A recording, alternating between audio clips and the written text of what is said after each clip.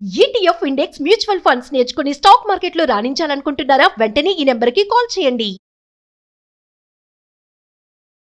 Hi sir. Hello sir 2025 అంటేనే physical love అంటున్న ఈ తరుణంలో నిజమైన ప్రేమ శరీర ఆకర్షణతో సంబంధం లేకుండా అరే దిస్ ఇస్ ట్రూ లవ్ రా అని ఎట్లా తెలుసుకోవాలి? చాలా కష్టమైంది ఈ రోజుల్లో దొరకడం, బట్ అది దొరికితే అదృష్టం.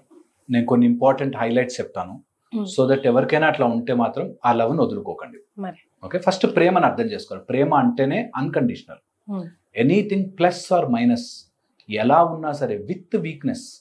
ఒకడు అంతా బాగుంటే అందరూ ఇష్టపడతారు, బట్ ఎలా ఉన్నా సరే వాళ్ళు మంచి చెడు గుడ్, వాళ్ళ బ్యాడ్ హ్యాబిట్ గుడ్ హ్యాబిట్ అన్నిటితో పాటు ఇష్టపడడం ఇస్ అన్కండిషనల్గా.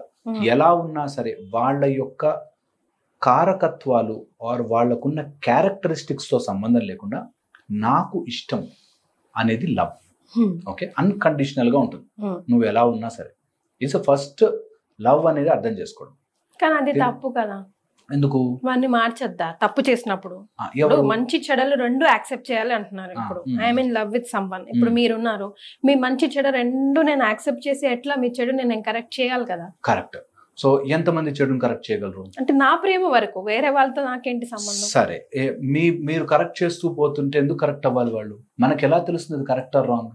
సో పాయింట్ ఇస్, నేను కరెక్ట్ చేస్తున్నాను అనేసరికి అందులో ప్రేమ లేదు. ఫస్ట్ థింగ్, వాళ్ళు మారాలి, వాళ్ళు చెయ్యాలి మనం చెప్పడం వరకు వేరే అదర్ థింగ్, బట్ మన ప్రేమ ఇస్ అదర్ థింగ్. కరెక్ట్ చేయడానికి వాళ్ళు ఇలా ఉంటే బాగుంటుంది అని మనం ఒక డెఫినేషన్ పెట్టుకుని ఆ డెఫినేషన్ తగ్గట్టుగా మనం పనిచేస్తున్నా మన ప్రేమ ఇస్ కాన్స్టెంట్. నాకు ఎలా ఉన్నా సరే, అందుకే మనకి భగవంతుడి ప్రేమ అని చెప్తారు. దేవుడు నా కోరికలు తీర్చకపోయినా I just love him. It's అన్కండిషనల్గా. నాకు ఏదో రోజు నాకు డెఫినెట్లీ రెస్పాండ్ అవుతుంది అని మనం ఎలా అయితే రెస్పాన్స్ కోసం వెయిట్ చేయకపోయినా మనం అలా కంటిన్యూస్గా భగవంతుడిని ఇష్టపడతామో, ఆర్ తల్లి పిల్లల మీద ఎలా అయితే ప్రేమ పెంచుకుంటుందో అన్కండిషనల్గా అలా ప్రేమ ఉండాలి. అది ఒరిజినల్ ప్రేమ. ఏదైనా నువ్వు మారితేనే నేను ప్రేమిస్తాను ఆర్ నిన్ను మార్చడానికి నేను వచ్చాను, అది మారచ్చు కదా నువ్వు డిసప్పాయింట్ అవుతున్నావు అంటే it's not true totally. Maybe నీ లవ్ వల్ల ఆర్ నీ లైకింగ్ వల్ల వాడు ఇలాంటి షర్ట్ వేసుకుంటే నాకు ఇష్టం, వాడు ఇలా కోపం తెచ్చుకోకపోతే నాకు ఇష్టం అని ఏవైతే ఉన్నాయో అన్ని కండిషన్లు. ఈ కండిషన్లో మనము బాసీ అయిపోయి మనం ఇంకా వాళ్ళని డామినేట్ చేసే ఛాన్స్ ఉంటుంది.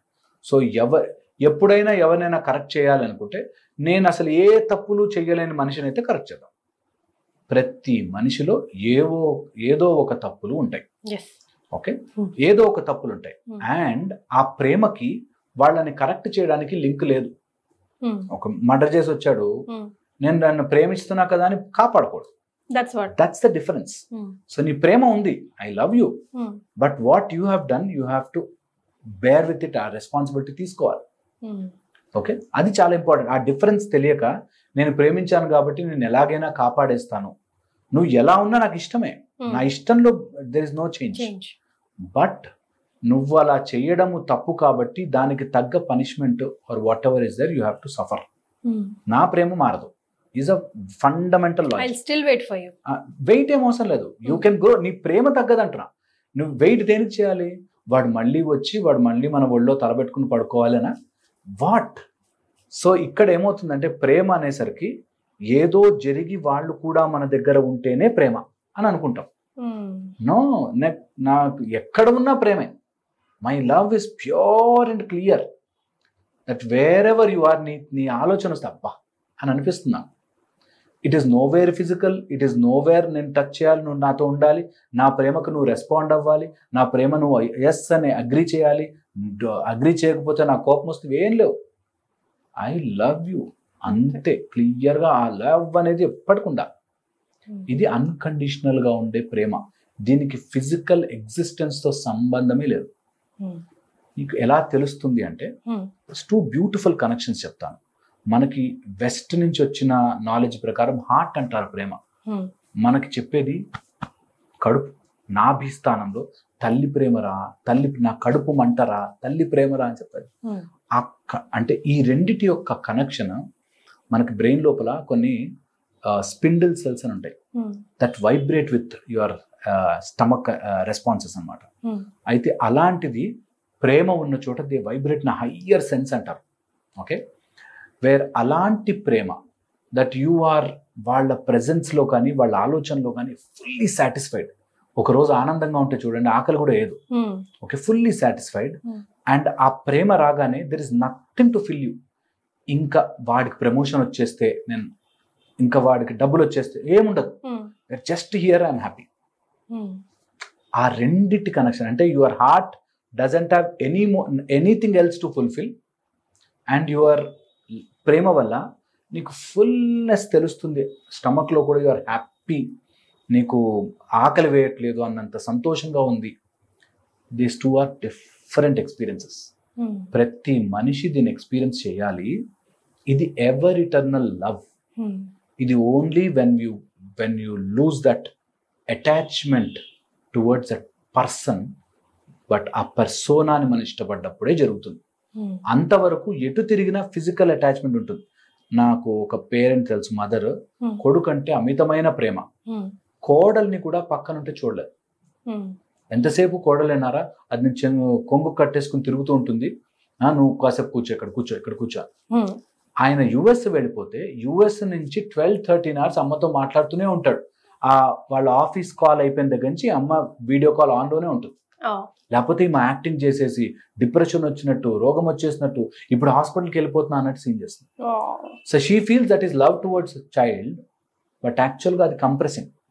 ఆ మనిషి ఉన్నా లేకపోయినా, తెలిసినా తెలియకపోయినా, you are loving is totally different. ఇది ఓన్లీ ఎక్స్పీరియన్షియల్. నన్ను ప్రూవ్ చేయండి అలా ఎలా ఉంటుందండి అంటే చేయలేము నిజంగా.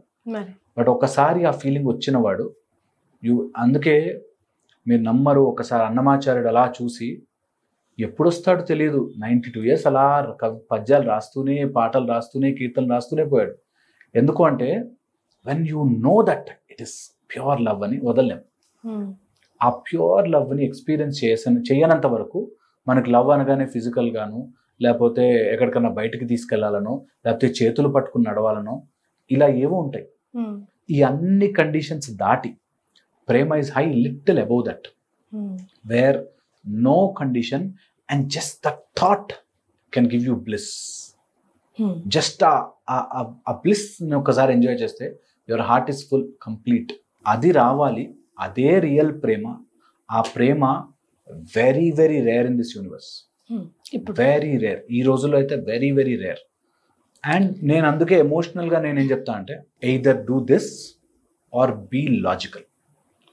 బీ అబ్సల్యూట్లీ ఎమోషన్స్ని దగ్గర రానికుండా, టూ మచ్ ఎమోషన్స్ వద్దు నాకు, అన్నెసరిగా దాని లోపలికి ఇరుక్కోపోవద్దు. ఎందుకంటే ఏ ఎమోషన్ అయినా నిన్ను తిప్పేసే మాయ దాని చుట్టూ ఉంటుంది. ప్రతి ఎమోషన్ విల్ హ్యావ్ ఎ మాయ. అంటే నాకు ఏదైనా సాధించాలి ఈజ్ అన్ ఎమోషన్. అందులోంచి అది ఎంత అయిపోతుందంటే ఇంట్లో వాళ్ళని నాశనం చేసినా సాధించాలి. It will turn you. మాయ నేను తిప్పేస్తుంది. ఎంత సాధించాలి, డబ్బు సంపాదించాలని దాంట్లో ఎంత పడిపోతామంటే ఇటు ఫ్యామిలీ వదిలేసి, పిల్లల్ని వదిలేసి కూడా తిరుగుతారు. సో యువర్ లాజిక్ గుర్తుపెట్టుకోవాల్సిన అంటే any emotion will have a down side. అందుకే ఎమోషన్ ని జాగ్రత్తగా కంట్రోల్లో ఉంచాలి, లేకపోతే ఎంతవరకైనా తీసుకెళ్తాడు. శ్రీరామచంద్రుడు అంతటి వాడే డల్ అయిపోతాడు. ఆదిత్య హృదయం చెప్పే ముందు అగస్త్యులు ఎందుకు అలా డల్గా ఉంటున్నావు అంటారు. సో మనని ఎమోషన్స్ ఎప్పుడైతే తినడం స్టార్ట్ అవుతుందో you will go down, you will go really go down. అందుకని ఎమోషన్స్ని టూ మచ్గా తీసుకోవద్దు. ఎప్పుడు ప్రేమని మాత్రం ఫుల్ ఫ్లెడ్జ్డ్గా, అన్కండిషనల్గా, ఇప్పుడున్న ప్రతి సీను, ప్రతి situation I'm happy with it అనే అలవాటు చేసుకోగలిగితే, వాడు ఉన్నా లేకపోయినా హ్యాపీ, అది జరిగినా జరగకపోయినా happy. I am true to my ఈ మొత్తం సెన్స్లో నేను చాలా సంతోషంగా ఉన్నానన్న చోట ప్రేమ ఆటోమేటిక్గా ఉద్భవిస్తుంది, పుడుతుంది. సో అలా ఉన్న చోట, హ్యాపీగా ఉన్న చోట అన్ని బాగుంటాయి. నేను చెప్తున్నది, బాధలో ఎప్పుడు పిల్లల్ని పెంచకండి, ఆ గిల్ట్లో పెంచకండి. చాలా మంది తల్లులు ఇప్పుడు వర్కింగ్ ఉమెన్ ఉంటారు కదా, వాళ్ళు నేను ఇంట్లో పిల్లల్ని వదిలేసి వస్తున్నాను అనే బాధలో పెంచుతారు. ఇంటికి వెళ్ళగానే నీకు ఎక్కువ ఓవర్ కేరింగ్ చేసేస్తారు. అవసరం లేదు. మీరు ఏం చేసినా, ఎలా చేసినా కూడా you are mother, true love మీది. ఆ గిల్ట్ ఫీలింగ్తో అయ్యో నేను పిల్లలతో ఉండట్లేకపోతున్నాను, అలానే రోడ్డు మీద వదిలేమని కాదు. యు సీ దట్ బ్యాలెన్స్ చాలా చాలా ఇంపార్టెంట్. ఆ బ్యాలెన్స్ని కనుక మెయింటైన్ చేసుకుంటూ ప్రేమగా ఉంటే అరౌండ్ పీపుల్ కూడా ప్రేమగా మారుతారు. There are studies which show when you vibrate positively people around you will vibrate. Start Neem Karoli Baba దగ్గర కూర్చుని వస్తే, రమణ ఆశ్రమానికి ఊరికి వెళ్ళి వస్తే మనకు టైప్ ఆఫ్ బ్లిస్ ఉంటుంది. ఓకే, అది because their presence itself, వాళ్ళ ఆ ఆరా చాలు, that entire thing will change అది. సో మన ప్రేమ షుడ్ బి క్యాప్టివేటింగ్. ఇట్లా అందరూ మన చుట్టూ ఉన్న వాళ్ళంతా ఇట్లా ఎంత ప్లెజెంట్నెస్ ఉందిరా అనేటటువంటి ప్రేమ ఆటోమేటిక్ వస్తుంది. కంప్రెసింగ్ అయిన చోట ప్రేమ పోతుంది. సో ఫిజికల్గా లేకుండా ప్రేమ ఉంటుంది, అండ్ అది నిజంగా ఎక్స్పీరియన్స్ చేసిన వాడికి తెలుస్తుంది. ఎస్, నోరుతో చెప్పింది కాదండి, ఏదైనా ఇక్కడ ఇంపార్టెంట్ అంటున్నారు హరీష్ గారు, ట్రై చేసి చూడండి కదా వచ్చేస్తుంది, అంతే కదండి. Thank you so much.